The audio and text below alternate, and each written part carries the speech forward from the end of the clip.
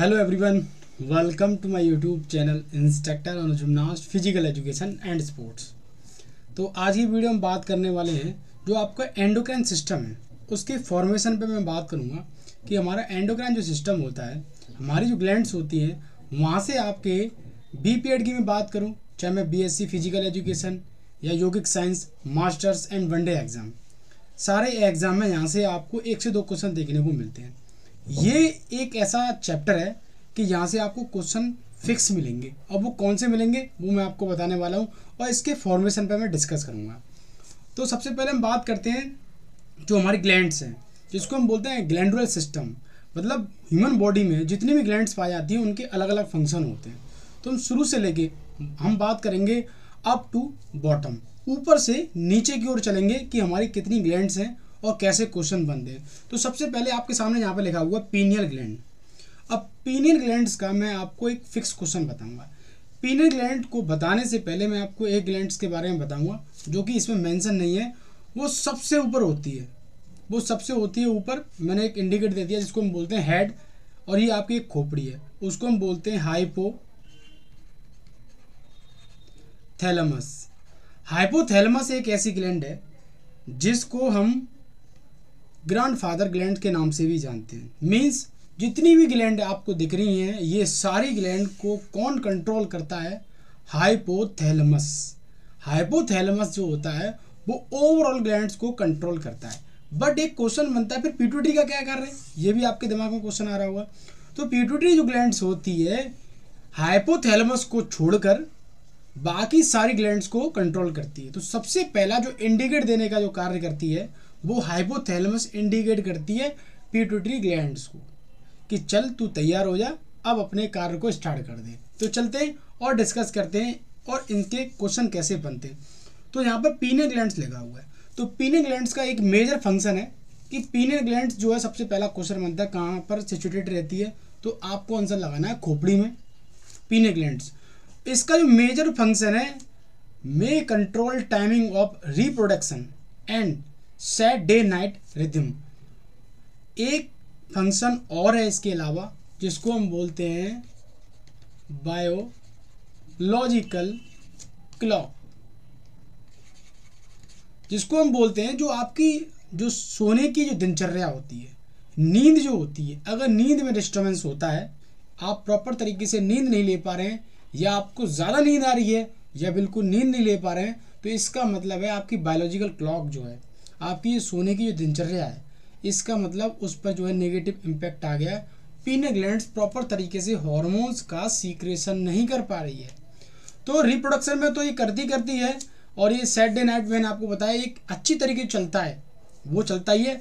But ये question जो है आपके एग्जाम में पूछा गया है, बायोलॉजिकल क्लॉक जो है किस ग्लैंड्स को श्रेय जाता है कंट्रोल करने के लिए, तो आपको आंसर लगाना है पीनियल ग्लैंड।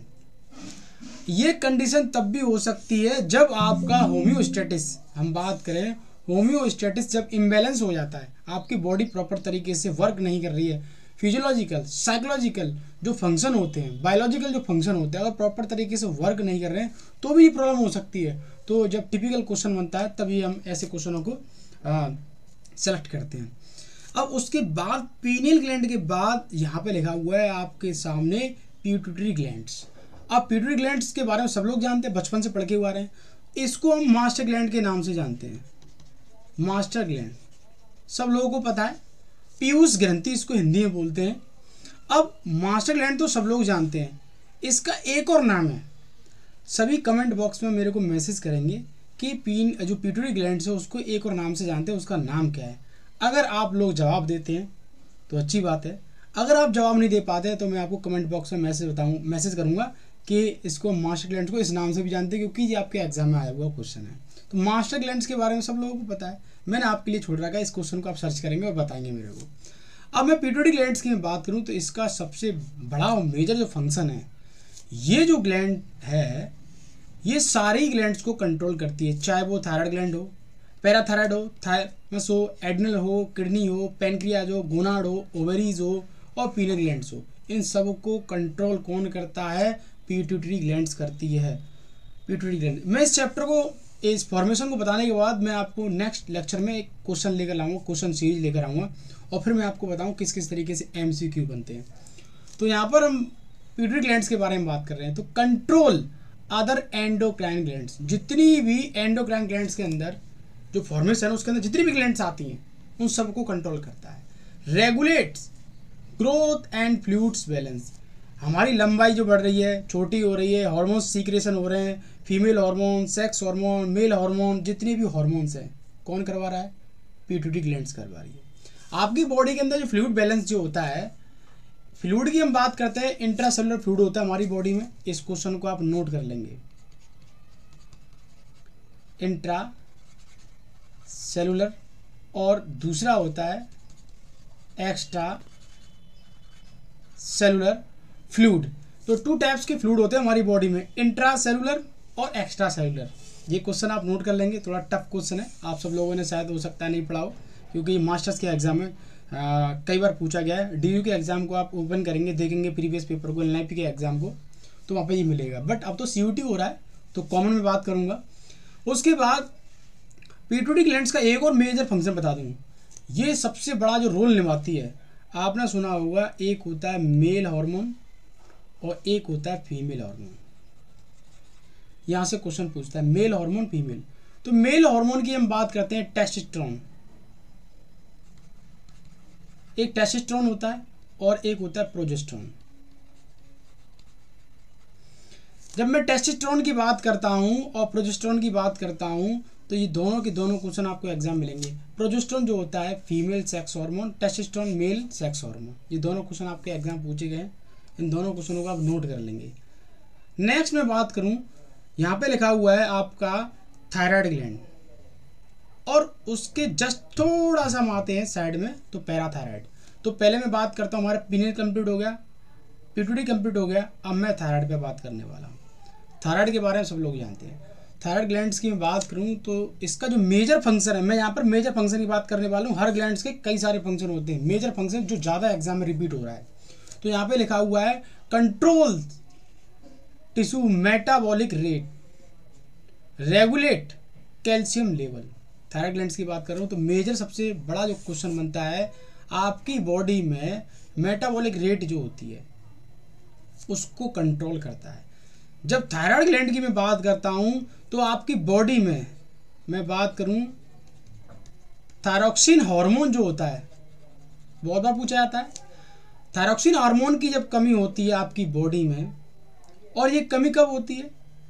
जब आपको आयोडीन नहीं मिल पाता है। जब आपकी बॉडी में आयोडीन की कमी होती है तो थायरॉक्सिन हार्मोन पर जो सबसे ज़्यादा नेगेटिव इम्पैक्ट पड़ता है। थायरॉक्सिन हार्मोन की कमी से आपको एक बीमारी हो जाती है जिसको हम बोलते हैं गोइटर, जिसको हम बोलते हैं घेंगा रोग। सब लोगों ने सुना है, बहुत बार पूछा जाता है कि घेंगा रोग कहाँ होता है? गर्दन में होता है। घेंगा रोग किसकी कमी से होता है? आयोडीन की कमी से। घेंगा रोग किस हार्मोन की कमी से होता है? थायरॉक्सिन हार्मोन जब कम हो जाएगा आपकी बॉडी में तो आपको घेंगा रोग हो जाएगा। इसका सबसे अच्छा उपचार है, अगर आपको गोइटर हो गया है और गोइटर को सही करना है आपको, तो आपके भोजन में, आपका जो भोजन है, फूड है, उसमें जो है आयोडीन की जो मात्रा है वो कम जा रही है, इसीलिए आपको ये हुआ है। अब इसकी पूर्ति के लिए आप जो सी फिश होती है, समुद्री की मछली होती है, वो सबसे अच्छी जो है डाइट के तौर पे हम उसको मेंशन करते हैं। किसके लिए? जब आपको आयोडीन की आपकी बॉडी जो है फील कर रही है कि कमी हो रही है मेरे शरीर में, तो आप समुद्री मछलियों का सेवन करें, क्योंकि उसके अंदर प्रॉपर तरीके से मिनरल्स मिलेंगे, कैल्शियम, मैग्नीशियम, सोडियम, पोटेशियम। समुद्र की मछलियाँ जो होती हैं, जो नदियों की मछलियाँ होती हैं, उनमें सारे मिनरल्स देखने को नहीं मिलते हैं। तो ये क्वेश्चन आपके एग्जाम में आया हुआ है और इसी साल के एग्जाम में आया हुआ है, 2022 के में देख लेना, थोड़ा ट्विस्ट करके क्वेश्चन दिया गया है, मैं आपको जल्दी सॉल्व कराऊंगा। उसके बाद है पैराथायराइड ग्लैंड। अब पैराथायराइड ये आप देख सकते हैं, पैराथायराइड ये भी गले में होती है। क्वेश्चन पूछता है पैराथायराइड कहाँ होती है? गले में होती है। इसका मेजर फंक्शन मैं आपको बताने वाला हूँ, regulate calcium level with thyroid. देखो, मेटाबॉलिज्म की जब हम बात करते हैं तो थायराइड का पूरा प्रोसेस रहता है, थायराइड ग्लैंड का प्रोसेस रहता है। मेटाबॉलिज्म का मतलब होता है जो खाने की जो पूरी लाइफस्टाइल होती है, जो चीज़ खाते हैं। मेटाबॉलिज्म, एनाबॉलिज्म, कैटाबॉलिज्म के बारे में आपने सुना होगा। मैं जल्दी न्यूट्रिशन में इसको बताऊंगा, हो सकता है बहुत सारे लोगों को नहीं पता हो। उसके साथ ये भी अपनी थोड़ी सी भूमिका निभाती है। ये क्या करती है, आपका जो ब्लड होता है, आपका ब्लड होता है, रक्त जिसको हम बोलते हैं, अगर रक्त में, ब्लड में कैल्शियम की मात्रा अगर ज़्यादा हो जाती है, इसका एरो का मतलब है ज़्यादा, तो आपका ब्लड क्या हो जाएगा, गाढ़ा हो जाएगा। अगर कैल्शियम की कमी हो जाती है, ज़्यादा कमी हो जाती है, तो आपका ब्लड कैसा हो जाएगा, पतला हो जाएगा। तो आफत ही आफत है। अगर पतला हो जाएगा तो दिक्कत, बहुत ज़्यादा प्रॉब्लम होगी, क्योंकि प्रॉपर तरीके से मिनरल्स नहीं मिल पाएंगे, जा नहीं पाएंगे। गाढ़ा हो जाएगा तो दिक्कत होगी, प्रॉपर तरीके से सर्कुलेट नहीं हो पाएगा और आर्टरियों में थोड़ा इम्पैक्ट पड़ेगा। तो कहीं ना कहीं हमें अपनी बॉडी के अंदर जितने भी हमारे ऑर्गन हैं उनको बैलेंस करके चलना होता है। तो पैराथायराइड ग्लैंड क्या करती है, आपके रक्त के अंदर जो कैल्शियम का जो लेवल होता है उसको मेंटेन करके, ये नहीं ज़्यादा हो जाएगा तो दिक्कत हो जाएगी, अगर ज़्यादा हो जाएगा तो आपको कैंसर का भी खतरा हो सकता है, आपको बहुत सारी प्रॉब्लम हो सकती हैं, ब्रेन हेमरेज भी हो सकता है, अरेस्ट भी हो सकता है। आपने देखा होगा कि एक नली है पतली सी, जैसे सपोज दैट एक नली है, और इसमें उसने बताया कि मीडियम रेंज में कोई भी चीज़ यहाँ से जो है फ्लो करेगी, जब गाढ़ी हो जाएगी तो उसको ज़्यादा टाइम लगेगा जाने में, खिसकने में। तो ये ऐसे भी आप अंदाज़ा लगा सकते हैं। ये इसका एक मेजर फंक्शन है पैराथायराइड का, नोट कर लेंगे, आपके एग्जाम में आया हुआ क्वेश्चन है, ये सारे क्वेश्चन आए हुए हैं। नेक्स्ट मैं बात करूँ, यहाँ पे लिखा हुआ थाइमस ग्लैंड, और थाइमस ग्लैंड जो है आपका थोरैक्सिक्स जो कैविटी होती है, थोरैक्सिस जिसको हम बोलते हैं चेस्ट बोल सकते हैं, थोरैसिक कैविटी में ये देखने को मिलती है। इसके बारे में सब लोग कम जानते होंगे। ये एक ऐसी ग्लैंड है जिसका बहुत कम रोल है हमारी ह्यूमन बॉडी में, सबसे कम भूमिका निभाती है और ज़्यादा इस पर हम फोकस भी नहीं करते। तो यहाँ पे लिखा हुआ कंट्रोल मेंसुरेशन ऑफ लिम्फेटिक। तो इसका सबसे बड़ा एक रोल है कि जैसी उम्र बढ़ती चली जाती है तो ये भी जो है कार्य करना बंद कर देती है, उम्र बढ़ती चली जाती है। क्योंकि क्या होता है, आप सब लोगों को पता है कि हम बात करें 48 से 50 साल की उम्र में मेंस्ट्रुएशन साइकिल जो है स्टॉप हो जाते हैं, फीमेल की बात करें तो। अब ऐसे तो नहीं 90 साल की उम्र में, 80 साल की उम्र में मेंस्ट्रुएशन साइकिल आ जाए, ऐसा कभी नहीं हो सकता। तो इसका मतलब ये है आपकी जो फिजियोलॉजिकल जो फंक्शन है आपकी बॉडी का, उसमें ये अपनी धीरे धीरे धीरे धीरे अपनी भूमिका को कम करता चला जाता है। इसलिए हम इसको बोलते हैं, बनारस हिंदू यूनिवर्सिटी के एग्जाम में सबसे ज़्यादा क्वेश्चन पूछा गया है कि कौन सी ग्लैंड है जो डिफ्यूज हो जाती है, विलुप्त हो जाती है, तो आपको आंसर लगाना है थाइमस ग्लैंड। आप प्रीवियस ईयर पेपर खोल के देख सकते हैं, हर साल के पेपर में आपको देखने को मिलेगा। और इसकी सिचुएशन भी आप देखते रहे कि कहाँ पर सिचुएटेड रहती है जी, इसका फंक्शन क्या है। 2 ही क्वेश्चन पूछते हैं आपके एग्जाम में, ध्यान रखना। थाइमस हो गया, हम ऊपर चल रहे हैं, पीनियल, पिट्यूटरी, पैराथायराइड और थायराइड। अब मैं बात करने वाला हूँ एड्रिनल ग्लैंड। एड्रिनल ग्लैंड को मैं बताने से पहले एक और ग्लैंड बताऊंगा जो कि बहुत इंपॉर्टेंट है, वो है आपके ब्रेस्ट में देखने को मिलती है। यहाँ पर मैंने मेंशन नहीं किया है, ब्रेस्ट में देखने को मिलती है, उसको हम बोलते हैं मेमेरी ग्लैंड।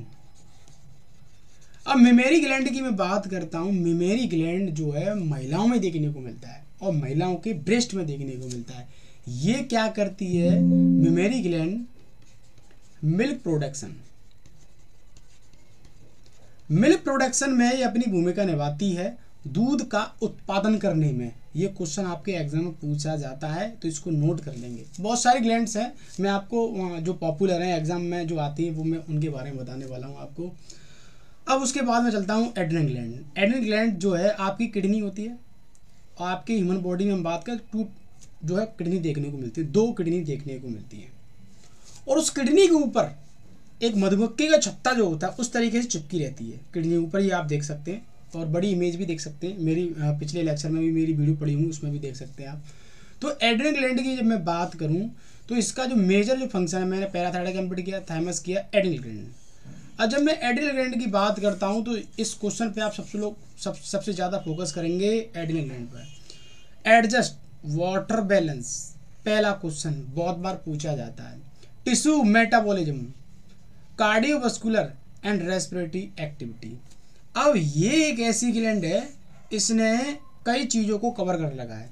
कहने का मतलब है आपकी बॉडी का जो डाइजेस्टम का जो प्रोसेस होता है उसमें भी अपनी भूमिका निभाती है जी। और आपकी मैं बात करूं जो फिजियोलॉजिकल जो फंक्शन होते हैं आपकी बॉडी की, उसमें भी आपकी भूमिका निभाती है। और हार्मोन्स वाला सिस्टम होता है उसमें भी आपकी भूमिका निभाती है। अब कैसे, इसने बोला है वाटर बैलेंस। अगर आपको डिहाइड्रेशन होता है, इसको हम बोलते हैं पानी की कमी। जब पानी की कमी होती है तो इसका मतलब वाटर इम्बैलेंस हो रहा है आपकी ह्यूमन बॉडी में। आपको आपका शरीर इलेक्ट्रोलाइट मांग रहा है। इलेक्ट्रोलाइट का मतलब होता है, मैं आपको बता दूं,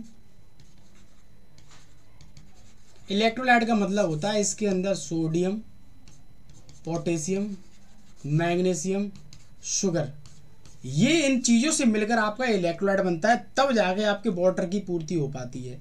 जब आपको डिहाइड्रेशन होता है तो आपके शरीर में पानी की कमी हो रही है, तो इसका मतलब एड्रिनल ग्लैंड है वो प्रॉपर तरीके से रेगुलेट नहीं कर पा रही है। ये प्रॉब्लम हो चुकी है। ये कंडीशन तब होती है जब आप हाई इंटेंसिटी में वर्कआउट कर रहे हैं, पानी बिल्कुल पी नहीं रहे हैं, तो ये कंडीशन तब होती है। अब मेटाबॉलिज्म में भी अपनी भूमिका निभाती है। जैसे कि मैंने बताया कि सबसे बड़ा मेजर जो क्वेश्चन बनता है, थायराइड का सबसे मेन रोल है मेटाबॉलिज्म में।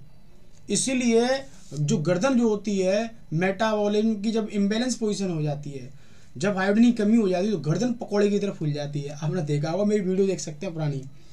कार्डियोवास्कुलर सिस्टम में भी जैसे कि मैं बात करूं, एड्रिनल ग्लैंड्स का क्या होता है, ये उत्तेजना होती है जिसको हम बोलते हैं एराउजल।